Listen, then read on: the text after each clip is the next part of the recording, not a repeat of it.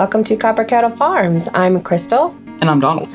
And we got tagged in a collaboration to do 5 gardening tips in 5 minutes. So we're gonna try to plow through a list in 5 minutes and see what comes out of it. Tip number 1 from us, and we actually got this from the local garden club here in Gettysburg, is to take and use an empty milk jug that you just finished that still has that layer of milk in it, add water to it, shake it up, and actually add that to your garden, especially where you're going to plant tomatoes or plants that need the calcium, because it takes that extra calcium and gives it a quick calcium boost. Gives it a quick calcium boost. So that was a cool tip that we had learned from our garden club. Tip number 2. Do you want to say? You want me to say? Use less fertilizer and more compost. The more fertilizer you add, the more your plants are going to be dependent on you adding fertilizer. So if you use compost instead, you're building up the microorganisms and they're going to mine the minerals for you to give to your plants. And it's going to make a healthier plant and less work for you. Yes.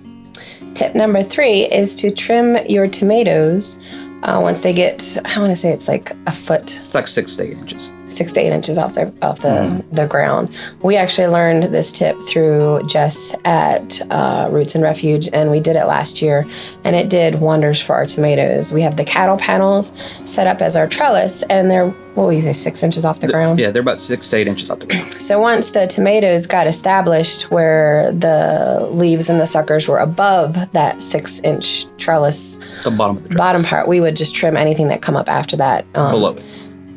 Yeah, below that. And at that point, it would prevent any kind of like splashback from the ground when we would water. The tomatoes were a lot more healthier, and we were really impressed with that tip, and that did a lot of good for us. And allows more airflow to go in there too. Exactly. The way that we have our trellises set up for our tomatoes along a specific row is we have the trellis, I guess this is more like 8 inches, 10 inches above the ground. Once the tomato plant leaves, like the base of it, gets above this bottom rung, anything that grows along the base after that, we trim. That makes a really long, strong root from here to here and prevents any kind of backsplash or anything that might touch the ground and catch any kind of disease. And it worked really well for us last year. Number 4. I'll let you do it. Companion planting in pots.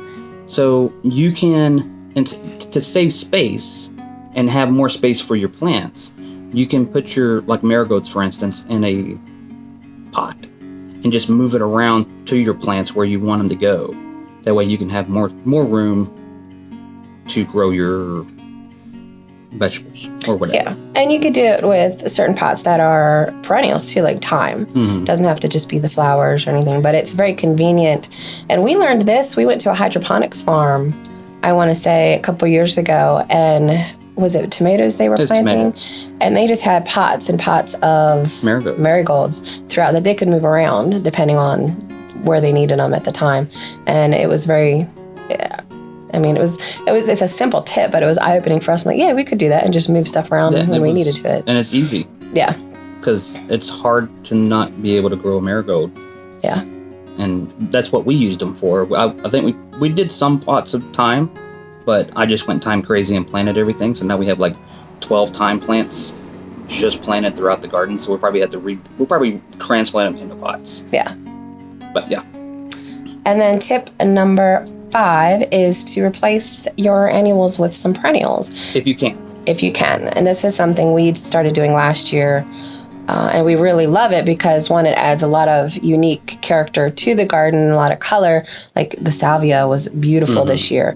And now we don't have to worry about planting anything in that location anymore. And that's going to bring in a lot of our bees and pollinators. And it's just there now. We don't have to think about it anymore. Like, obviously we want to tend to it, but it just takes a load off of us if we continue to focus on these perennials rather than annuals. And obviously there are still annuals that you're going to have to plant like basil. But for the most part, we've been replacing with the perennials, and it's just less work each year, which I love. So those are our 5 garden tips, and it looks like we made it within about 4.5 minutes. As far as channels that we want to tag, I would say, I'm trying to think of some of the gardening channels. I would love to tag Wholesome Roots, see what interesting tips that they have. I want to tag Mother Udder Farm in California to see what kind of tips they have. And I think for a 3rd channel, we'll tag Ozark Mountain Goats and see what kind of tips they have for gardening. Thank you so much. I'm Crystal. And I'm Donald. And this is Copper Kettle Farms.